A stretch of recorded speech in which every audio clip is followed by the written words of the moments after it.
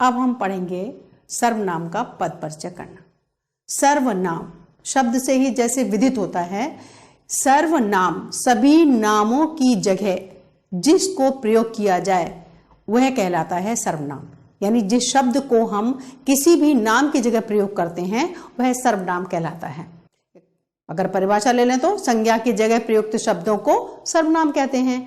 अब सर्वनाम का पद परिचय हमने कैसे करना है तो यहां पर देखें, वह बहुत सुंदर नृत्य करती है। एक वाक्य लिया है हमने, वह बहुत सुंदर नृत्य करती है।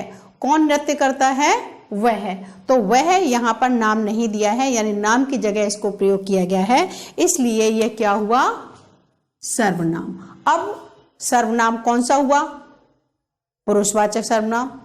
पुरुषवाचक सर्वनाम है, यानी कि जो किसी व्यक्ति के लिए प्रयोग किया जाए वह पुरुषवाचक सर्वनाम होता है।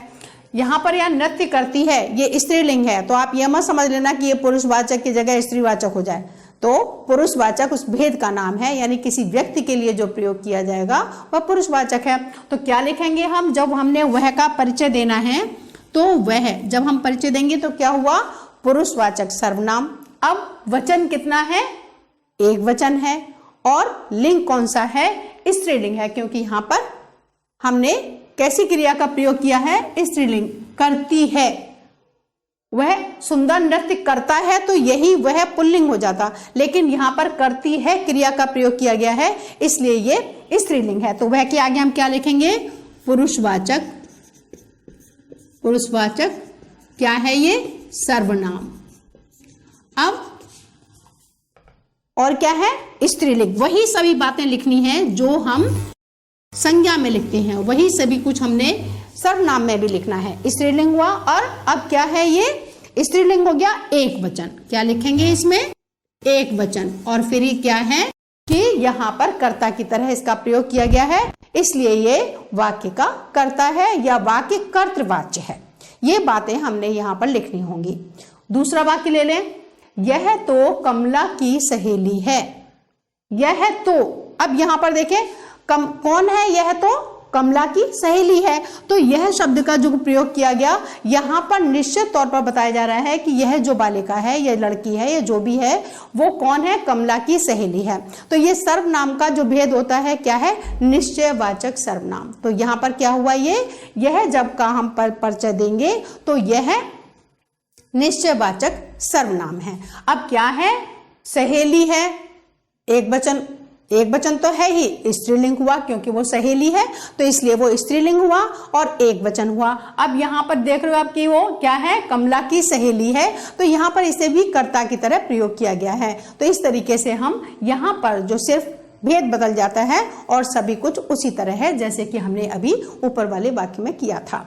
तीसरा वाक्य लें, आपसे मिलने कोई आया है। अब यहाँ पर एक शब्द ले रहे हैं, कोई। देखिए आप क्या है? ये आपसे मिलने कोई आया है। कोई को हमने निश्चित तौर पर नहीं बताया कि कौन आया है, वाक्य में हमें नहीं पता लग रहा है, तो यहाँ कौन सा हुआ? सर्वनाम का कौन सा भेद हुआ? अनिश्चयवाचक सर्वनाम, क्योंकि यहाँ पर नाम नहीं दिया गया है, बताया नहीं गया, कोई आया है, कोई भी हो सकता है, तो इसलिए ये यहाँ पर हुआ अनिश्चयवाचक सर्वनाम। अब क्या है? आया है। आया है शब्द का प्रयोग किया गया है। आया है तो इसका मतलब है वो पुल्लिंग है। और क्या है? आया है, एक वचन क्रिया का प्रयोग किया गया है, तो वो एक वचन है, पुल्लिंग है, और कौन है? अनिश्चयवाचक सर्वनाम है। तो इस तरीके से हम इसका भी पद परिचय दे सकते हैं। नेक्स्ट हम लेते हैं अगला शब्द ले, जिसकी लाठी उसकी भैंस। जिसकी और उसकी ये शब्द दोनों कैसे हैं? सर्वनाम है, लेकिन कौन सा सर्वनाम होगा? यहाँ पर ये संबंध बता रहा है कि भी जिसके पास लाठी है उसी की भैंस होगी, तो इसका और उस दोनों का संबंध बताया, तो यहाँ पर कौन सा हुआ? संबंधवाचक सर्वनाम हुआ। अब हम आ जाते हैं अंतिम वाक्य पर, वह अपने आप ही चला गया।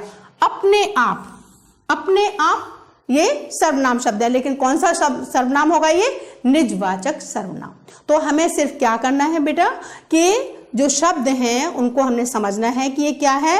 वो सर्वनाम है, तो वो कौन सा सर्वनाम है उसका भेद लिखना है, और संज्ञा की तरह ही उसमें लिंग बताना है, वचन बताना है, और उसका वाक्य के साथ संबंध बताना है। जिस तरीके से संज्ञा का हम पद परिचय देते हैं उसी तरीके से हम सर्वनाम का पद परिचय दे सकते हैं, और देते हैं क्योंकि वो शब्द वही हैं जो संज्ञा की जगह प्रयुक्त होते हैं। लेकिन इनके भेद याद रखना हमारे लिए बहुत आवश्यक है कि कौन कौन से भेद होंगे।